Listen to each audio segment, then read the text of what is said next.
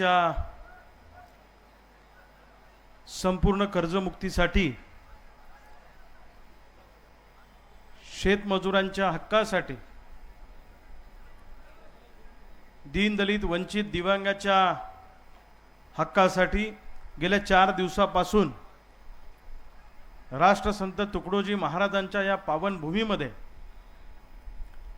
ज्यांनी बेमुदत अन्नत्याग आंदोलन सुरू केलं, असे आपल्या सगळ्यांचे लाडके नेते, मित्र, आमचे मोठे बंधू माननीय बच्चूभाऊ कडू, आणि या आंदोलनाला पाठिंबा देण्यासाठी मोठ्या संख्येने उपस्थित असलेले सगळे शेतकरी, शेतमजूर आणि सुजाण नागरिक, किंबहुना या स्वातंत्र्याच्या लढाईतले आपण सगळे क्रांतिकारक असं म्हटलं तरी काही वावगं ठरणार नाही. भावांनो, क्रांतिकारी शेतकरी संघटनेचे प्रदेशाध्यक्ष राजकुमारजी कसबे यांनी या ठिकाणी भूमिका संघटनेची मांडली. बच्चूभाऊंच्या आंदोलनाला पाठिंबा देण्यासाठी, किंबहुना या लढ्याला बळ देण्यासाठी क्रांतिकारी शेतकरी संघटनेचा संस्थापक या नात्यानं आणि एक शेतकऱ्याचा पोरगा या नात्यानं मी खऱ्या अर्थानं आज या ठिकाणी आलो आहे. जी लढाई बच्चूभाऊंनी हाती घेतली आहे, ती लढाई आम्ही सगळे वेगळ्या वेगळ्या भागात लढत असतो. मी गेल्या महिन्याभरापासून महाराष्ट्राचा दौरा करतोय. शेतकऱ्यांच्या कर्जमुक्तीसाठी, हक्काच्या पीक विम्यासाठी, शेतमजुरांना सुरक्षा मिळावी म्हणून महाराष्ट्रातल्या 19 जिल्ह्याचा दौरा करून आज बच्चूभाऊंच्या आंदोलनामध्ये सहभागी होण्यासाठी मी या ठिकाणी आलेलो आहे.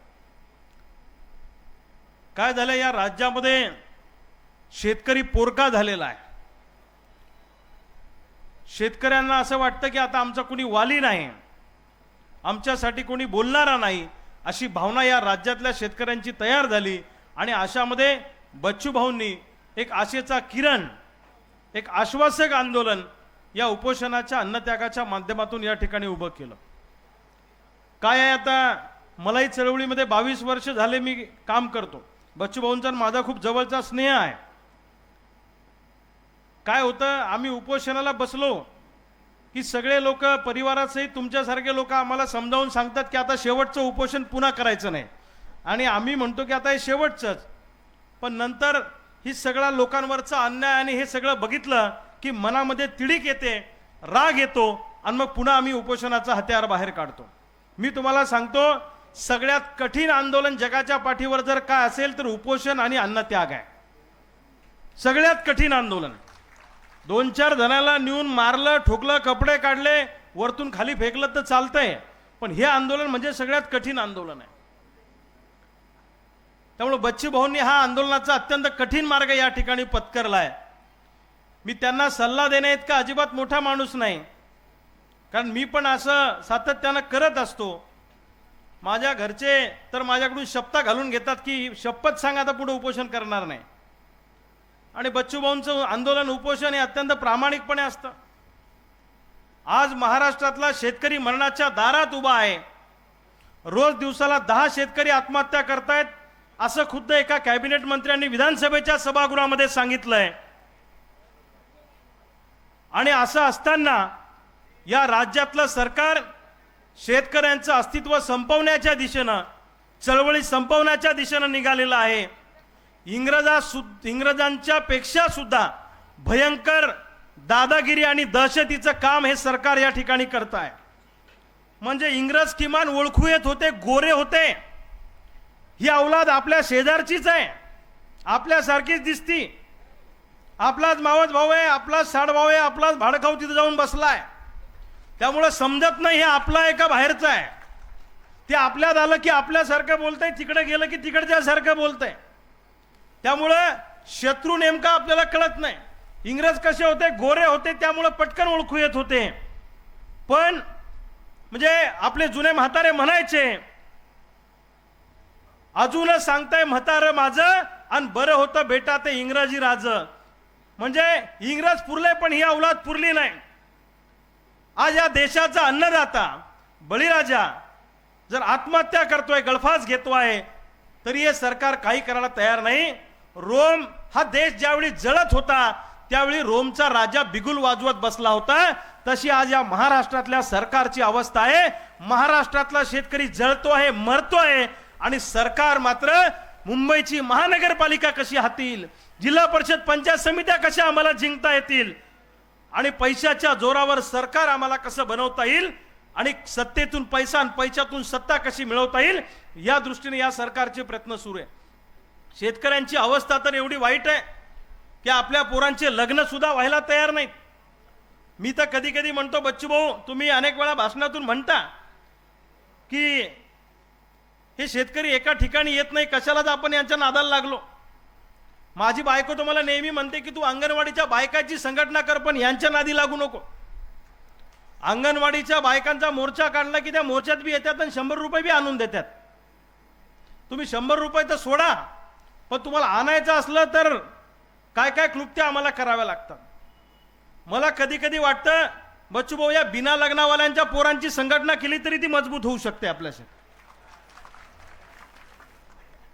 हे कावले ना पोरं आपल्या खेड्यापाड्यातले 40-40चे झाले नाही. एकमेकाकडे पाहू नका. आमची तीच अवस्था होती, पण आम्ही आमचा मेळ बसून घेतला. बच्चू भाऊचं मला माहित नाही, पण माझं तसं होतं, केसेस खूप झाल्या तर मी बायकोच वकील करून घेतले. म्हणजे फी द्यायचं काम नाही, टेन्शन नाही. आता 100च्या पुढे तर झाल्याच केसेस, अजून 50-100 बी झाल्या तरी काही अडचण नाही. आणि तसं आपल्याला कोण पोरगी देते मला सांगा. फार अवघड अवस्था आपली खेड्यापाड्यातल्या लोकांची आहे. 1972 साली 1 क्विंटल कापूस आणि 1 तोळा सोनं बरोबरीत होतं. आज सोन्याचा भाव किती आहे? तोळ्याचा 98, 1 लाख. हे पहा, तुम्हाला कोणाला सोन्याचा भाव परफेक्ट सांगता येणार नाही, कारण तुमचा आणि सोन्याचा दूरदूरपर्यंत संबंधच नाही आहे. लक्षात घ्या. तुमचा नाही, तुम्हाला फक्त मोडायचा भाव माहित आहे, तुम्हाला घ्यायचा भाव माहित नाही. आमच्या मायच्या गळ्यात तुम्ही मंगळसूत्र सोडून सगळा कार्यक्रम लावून टाकेलाय, आणि मंगळसूत्रही आता ओरिजिनल विकलन डुप्लिकेट घातलंय गळ्यात, कारण ते ठेवायला लागतंय नवऱ्याचं लायसन म्हणून. ही अवस्था काही तुम्ही स्वतःहून केलेली नाही. 1972 साली जर 1 क्विंटल कापूस आणि 1 तोळा सोनं बरोबरीत होतं, तर आज सोन्याच्या तोळ्याचा भाव जर 1 लाख रुपये तोळा असेल, तर कापसाचा भाव सुद्धा 1 लाख रुपये पाहिजे होता. बरोबर आहे का? आणि मायच्या जर 1 लाख रुपये कापसाला भाव असता, तुम्ही कशाला मराल इथं आले असते? हे बच्चू भाऊ, आम्ही जर आंदोलन करायला तुमच्या गावात आला असतो, तर तुम्ही 5व्या मजल्यावर आम्हाला सांगितलं असतं, आगे जाओ, आज सोने का मूड आहे. तुमचा बी मेळ पांगेले, आणि तुमचा मेळ दुरुस्त करायसाठी आम्ही मरमर करतो, तर तुम्ही दुरूनच लाईन देता आम्हाला.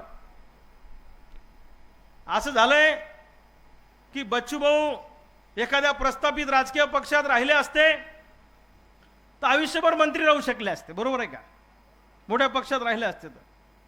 मी बी एखाद्या पक्षात असतो तर आमदार मंत्री कुठेतरी झालोच असतो. पण काय झालंय, आम्हाला लागलाय तुमचा नाद.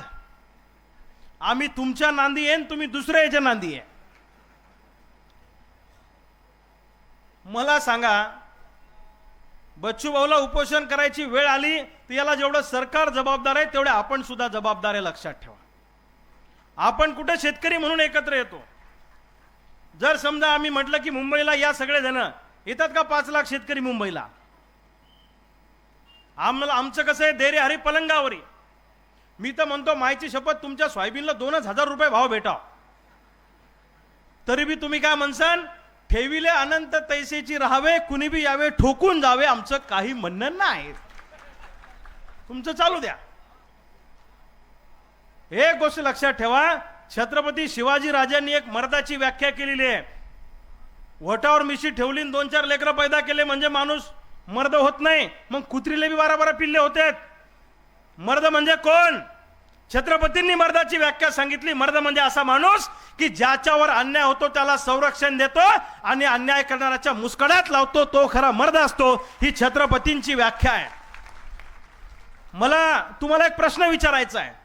छत्रपती शिवाजी राजांच्या काळात जर तुम्ही जन्माला आले असते तर तुम्ही छत्रपती शिवाजी महाराजांबरोबर असते का औरंगजेबाबरोबर असते? कुणाबरोबर असते? बोला बोला. कुणाबरोबर असते? छत्रपती शिवाजी महाराजांबरोबर असते. आज जर छत्रपती शिवाजी महाराज जिवंत असते तर महाराज या लुटणाऱ्यांच्या बाजूने असते का गावगाड्यातल्या शेतकऱ्यांच्या बाजूने असते?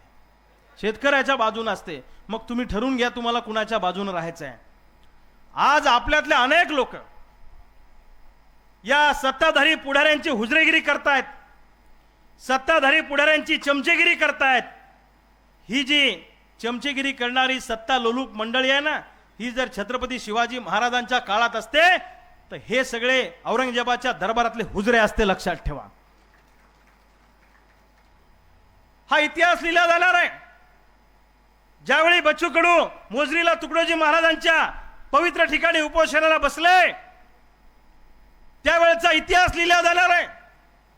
या राज्याच्या शेतकरी आंदोलनाचा इतिहास ज्यावेळी आपल्या नातवाला पंतवाला शाळेत शिकवल्या जाईल, ते पोरग दुपारच्या सुट्टीत 4थ्या वर्गातलं पोरग घरी येईल आणि त्यावेळी आपण म्हातारे झालेलो काठी टेकवत ओट्यावर बसलेले असू, त्यावेळी ते बारकं पोरग आपल्याला विचारेल, बाबा बाबा ज्यावेळी शेतकरी कर्जमाफीचं आंदोलन महाराष्ट्रामध्ये पेटलं होतं, राष्ट्रसंत तुकडोजी महाराजांच्या पवित्र भूमीमध्ये बच्चू कडू नावाचा एक माणूस उपोषणाला बसला होता, त्यावेळी फार मोठं आंदोलन झालं, जाळपोळ झाली, दंगली झाल्या, गोळीबार झाला, लाठीचार्ज झाला. त्या आंदोलनात आजोबा तुम्ही कुठं होते? हो कडे बरोबर आहे, बच्चू कडून आंदोलन केलं पण पोलिसाचा मार खायच्या धाकानं मी घराचा दरवाजा बंद करून तुझ्या आईजवळ झोपेल होतो. मायच्यान ते पोरग तुमच्या तोंडावर थुकल, किंबहुना ते जास्त स्वाभिमानी असलं तर मुतल. लक्षात घ्या. पण त्या पोराने विचारल्यावर तुम्ही जर सांगितलं की हो बच्चू कडू उपोषणाला बसले होते, त्या आंदोलनामध्ये मी 7 दिवस होतो, पोलिसाची गोळी मला लागली होती का पोलिसाची लाठी मला लागली होती, त्या इतिहासाच्या 80 नंबरच्या पानावर 4थ्या ओळीत तुझ्या आजोबाचं नाव लिहिलंय, त्या पोराची कॉलर टाईट होऊन ते शाळेत जाऊन सांगेल की माझा बाप माझा आजोबा या शेतकरी आंदोलनातला क्रांतिकारक आहे. तुम्हाला ठरवायचं आहे. एक तर तुमच्यासाठी लढणारी माणसं आता फार कमी राहिलीत, लक्षात ठेवा. आणि तुम्ही जर बच्चूभाऊंच्या आंदोलनाच्या पाठीशी आपण सगळे शेतकरी राहिलो नाही तर मग मात्र आपलं काही खरं नाही, ही गोष्ट लक्षात ठेवा. लढणारा माणूस लढत असतो पण त्याच्या पाठीवर थाप टाकणारा आणि पाठिंबा देणारा माणूस सुद्धा तितकाच महत्वाचा असतो, ही गोष्ट लक्षात ठेवा. अरे पहिल्या वर्गातलं दुसऱ्या वर्गातलं पोरग जर का शाळेत पहिल्या नंबरमध्ये आलं, मेरिटमध्ये आलं, चांगले मार्क मिळाले, सगळ्या गावानं कौतुक केलं, पण आई बापानं जर का पाठीवर थाप टाकली नाही तर त्या पोराला पहिलं येण्याचं काही आनंद होत नाही. लक्षात ठेवा. तुमच्या आमच्यासाठी हा माणूस जीवाची बाजी लावून लढतोय आणि अशा परिस्थितीमध्ये आपलं कर्तव्य आहे की 100 वर्ष कुत्र्यासारखा आणि कुठल्या तरी पुढाऱ्याची लाचारी करून जगण्यापेक्षा कमी दिवस जगू पण शेतकऱ्यासाठी पोलिसाच्या बंदुकीच्या गोळीत मरू, हा निर्धार आपल्याला सगळ्यांना या ठिकाणी केला पाहिजे. बच्चू भाऊंना आपल्या सगळ्यांच्या वतीनं मी विनंती करीन, तुमचा जीव आमच्यासाठी खूप महत्वाचा आहे. अर्थात हे उद्योग मी पण करतो पण तुमचा जीव आमच्यासाठी महत्वाचा आहे. लाख मेले तरी चालतील पण लाखाचा पोशिंदा जगला पाहिजे. लक्षात ठेवा, लढणारी माणसं जिवंत राहिली पाहिजे. मी म्हणतो 1-2 दिवस काय सरकार करते बघा, नाही तर उपोषण गांधींच्या मार्गाने मांडलं, 2-3 दिवसानं भगतसिंगाच्या मार्गाने मुंबईत चाल करायला चला, आम्ही सगळे तुमच्या बरोबर यायला तयार आहे. असं केल्याशिवाय पर्याय नाही. जिथं गांधींची भाषा समजत नसेल तिथं भगतसिंगाची भाषा वापरावी लागेल. नाक दाबल्याशिवाय ह्या औलादी तोंड उघडणार नाही. लक्षात ठेवा. त्यामुळं जनतेची ताकद खूप मोठी आहे, सामान्य माणसाची ताकद खूप मोठी आहे. 1977 साली जेव्हा इंदिरा गांधींनी आणीबाणी लावली होती, माणसं रस्त्यावर आली की 1.5 वर्ष तुरुंगात टाकली इंदिराजींनी. त्या काळामध्ये बिहारमध्ये एक विद्यार्थ्यांचं आंदोलन सुरू झालं. लोकनायक जयप्रकाश नारायण नावाचा माणूस आमदार नव्हता, खासदार नव्हता, ग्रामपंचायतचा सदस्य नव्हता, पण जयप्रकाश नारायण एक आंदोलन करणारे कार्यकर्ते होते. त्यांना त्या विद्यार्थ्यांनी बोलवलं आणि सांगितलं जेपी, त्यांना जेपी म्हणायचे, आमच्या विद्यार्थी आंदोलनाचं नेतृत्व तुम्ही करा. जेपींनी त्यांना काही अटी घातल्या, शर्ती घातल्या, त्या आंदोलनाचं नेतृत्व केलं. दुष्काळाच्या काळातलं बिहारचं 1977-78चं आंदोलन जेपींच्या नेतृत्वाखाली सगळ्या देशामध्ये एवढं पेटलं की या देशामध्ये आणीबाणीच्या विरोधामध्ये स्वतःहून लोक 2-2 वर्ष तुरुंगात गेले आणि इंदिरा गांधीचं सरकार जाऊन या देशामध्ये मोरारजी देसाईंचं सरकार आणलं. हे काम लोकनायक जयप्रकाश नारायण नावाच्या माणसाने करून दाखवलं. जनतेची ताकद खूप मोठी आहे, लक्षात ठेवा.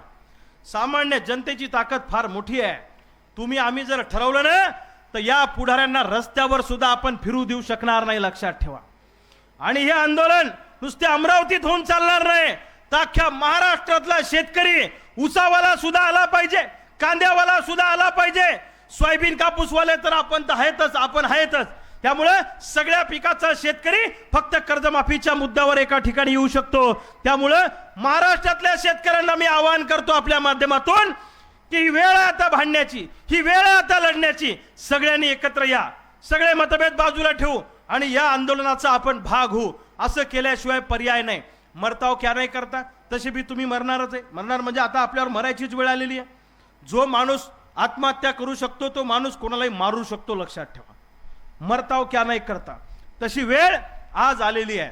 आणि हे सरकारमधले लोक भित्रेत. हे दोनच लोकांना भितात, एक तर तुम्हाला भितात आणि घरी बायकोला भितात. तुम्हाला याच्यासाठी भितात की तुम्ही बटन दाबून कधी खुर्ची उतानी करू शकता, आणि बायकोला याच्यासाठी भितात की या पुढाऱ्यांचे सगळे लफडे त्यांच्या बायकांना माहीत असतात. बायकोशी भांडण झालं तर बायको कधी रस्त्यावर येऊन पत्रकार परिषद घेईल सांगता येत नाही, म्हणून हे बायकोला घाबरत असतात. तशी ही सगळ्यात भित्री जात आहे. यांना वठणीवर आणणं काही कठीण गोष्ट नाही. या सरकारमधल्या लोकांना वाटत असेल की बच्चू कडू आमदार नाहीत म्हणून आम्ही त्यांचं आंदोलन मोडू शकतो. लक्षात ठेवा, आंदोलन करायला, चळवळ करायला आमदार खासदारच होणं काही कंपल्सरी नाहीये, पण झाले असते तर अधिक चांगलं झालं असतं. सभागृहामध्ये आयुध वापरता येतात. मी पण थोडशाक होता राहिलो. थोडसा आमचा बच्चू भाऊचा बजेट नव्हता, नाही तर मायच्यान मी झालो असतो बच्चू भाऊ. ते आता आपलं बजेट त्यावेळेला बरोबर बसलं नाही. तुम्ही मला पाठिंबा दिला असता तर मायच्यान महामेळ बसला असता. पण आता ठीक आहे, तुमचं पांगलं आमचं पांगलं, पण काय हरकत नाही. आणि आमदारकी खासदारकी मिळाली नाही म्हणून आपण काही पाय खोरून मारणाऱ्यातले थोडीच आहे.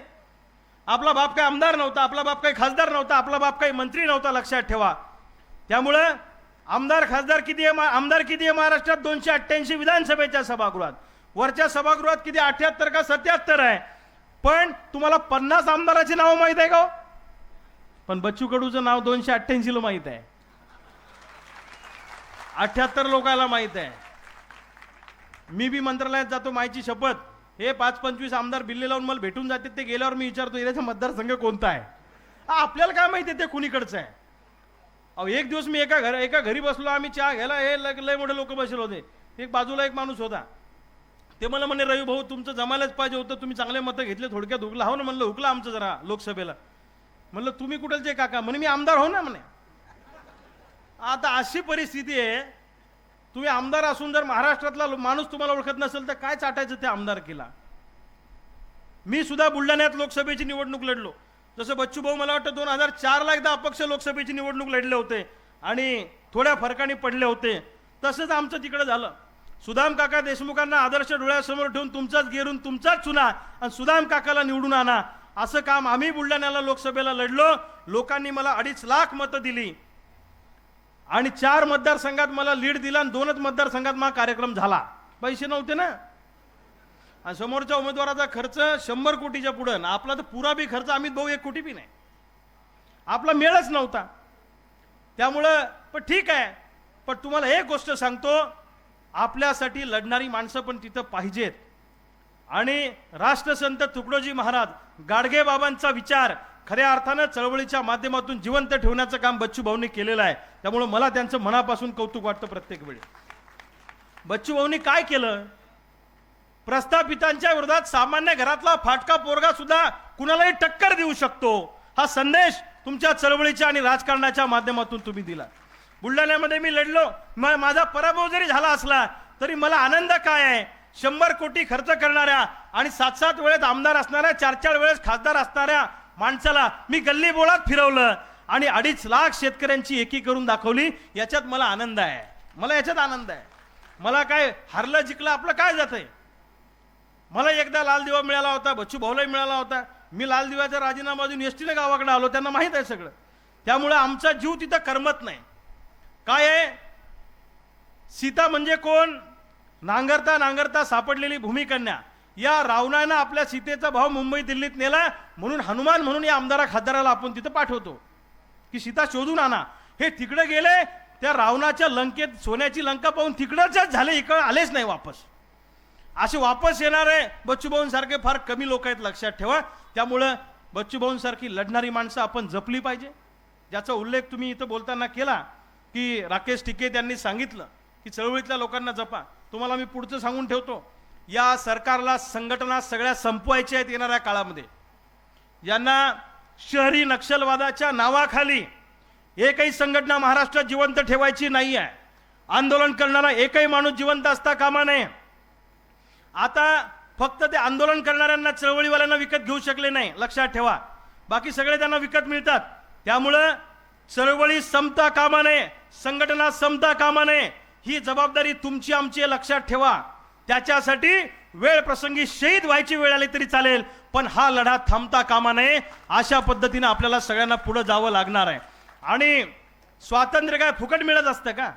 स्वातंत्र्य म्हणजे काय बाजारचा भाजीपाला आहे का की गेल्या आणि स्वातंत्र्य मिळालं? लक्षात ठेवा. आता काही लोक म्हणतील, तुम्ही इथं जे लोक भेटायला येता ना, तुम्ही घरी गेले की तुम्हाला लोक विचारतील, अरे तू तर गेलता ना बच्चूकडे जो उपोषणाला, मग झाली का कर्जमाफी? हा गोधडीत.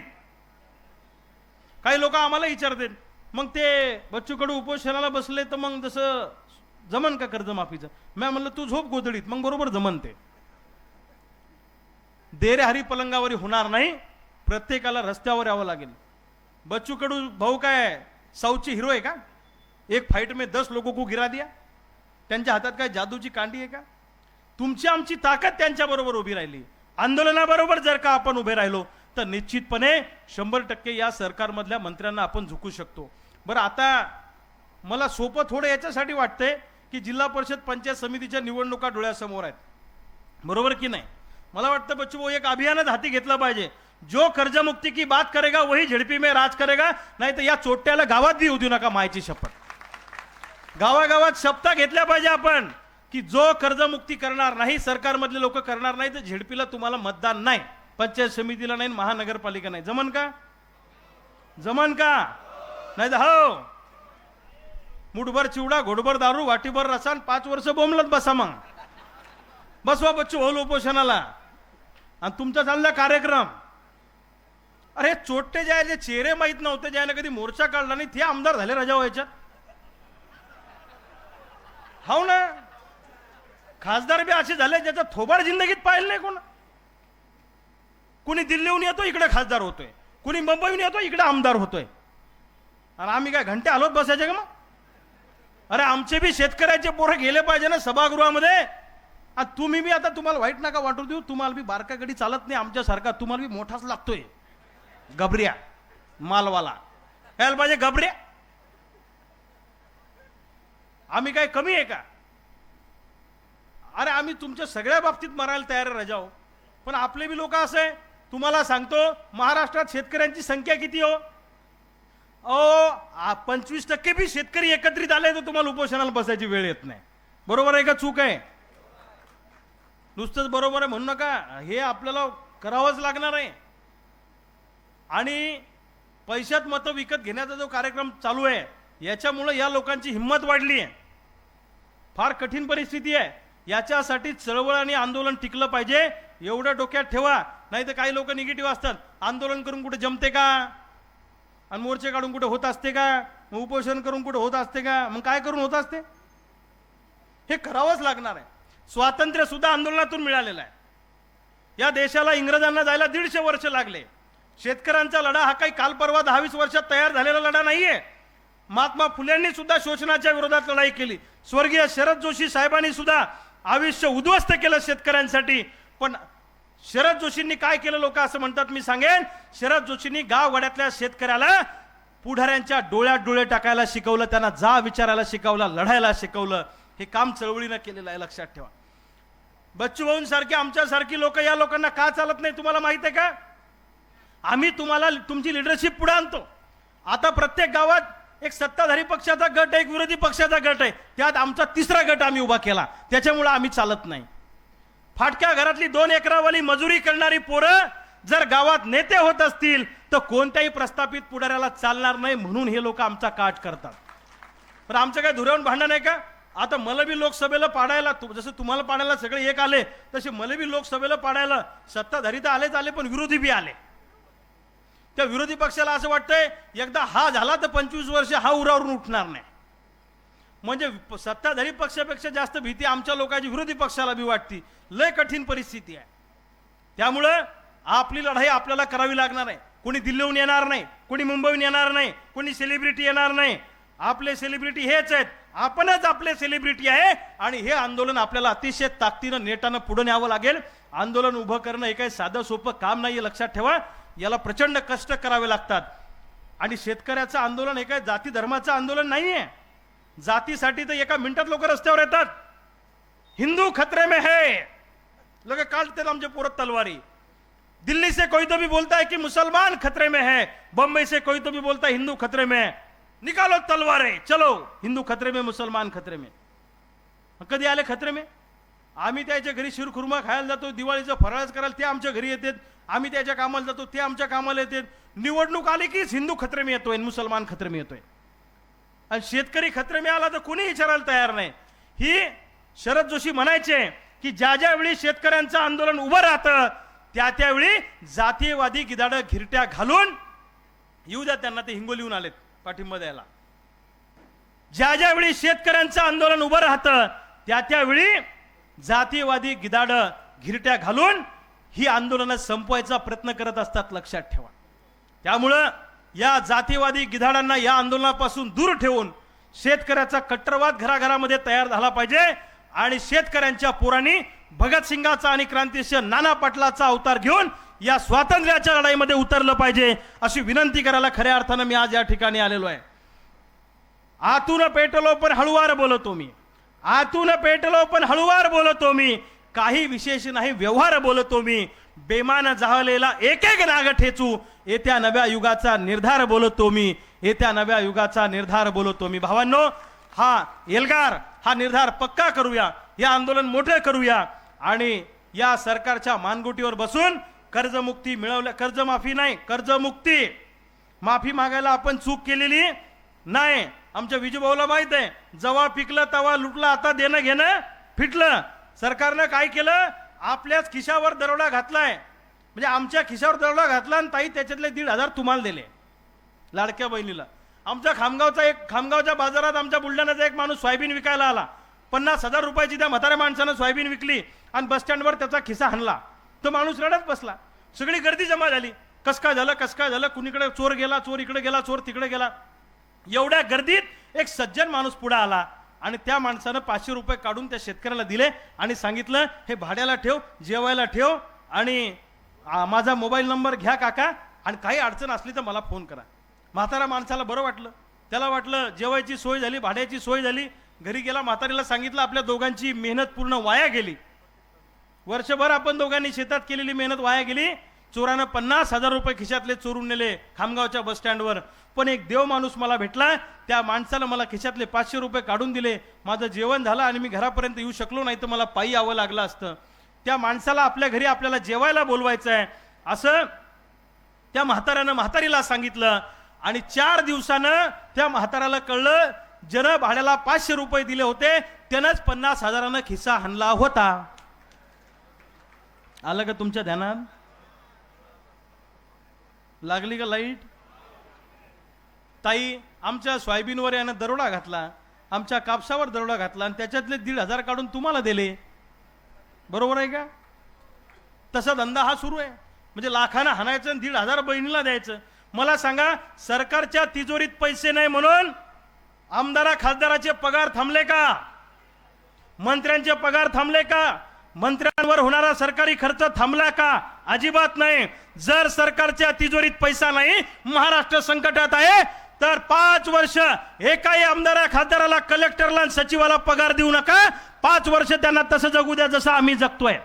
आणि लयच कलेक्टरची अडचण असेल, लय सेक्रेटरीची अडचण असेल तर त्याच्या बायकोला 10-12 म्हशी घेऊन द्या. कलेक्टरच्या बायकोला रस्त्याच्या सुलपनं वळल, काय फरक पडतो? मरतय का ते?